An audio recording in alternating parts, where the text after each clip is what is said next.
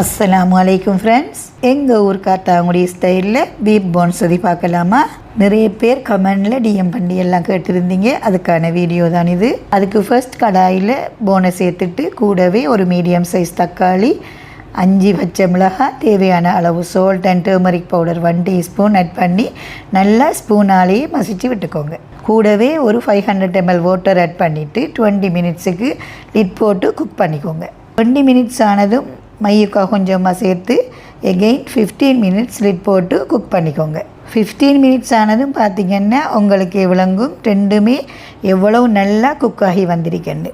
Next coconut மில்கில் 2ஆம் பால் add பண்ணி mix பண்ணிவிட்டு 5 மினிட்ஸ் லிட் போட்டு ஒரு கொதி வந்ததும் பாலை திரையை விடாமல் ஸ்டவ்வை விட்டு இறக்கி எடுத்துருங்க.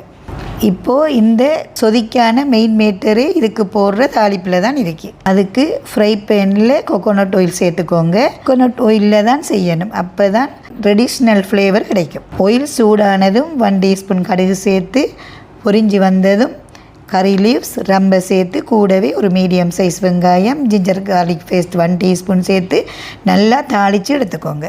இதுக்கு ரம்பையும் தேங்காய் எண்ணெயும் கட்டாயம் சேர்த்தே ஆகணும். நெக்ஸ்ட் இந்த தாளிப்பை இந்த சொதி கூட ஆட் பண்ணிவிட்டு மிக்ஸ் பண்ணிக்கோங்க. ஒரு மீடியம் சைஸ் தக்காளி, 1 டீஸ்பூன் முழு மிளகு சேர்த்து தட்டி போட்டுக்கோங்க. கூடவே கெட்டியான தேங்காய் பால் சேர்த்து 5 மினிட்ஸ் பால் திரையை விடாமல் ஸ்பூனாலேயே கலந்து விட்டுக்கோங்க. ஃபைனலாக ஸ்டவ் ஆஃப் பண்ணிவிட்டு ஹாஃப் லெமன் ஸ்க்வீஸ் பண்ணி நல்லா மிக்ஸ் பண்ணி எடுத்தால் பீஃப் போன் சொதி ரெடி.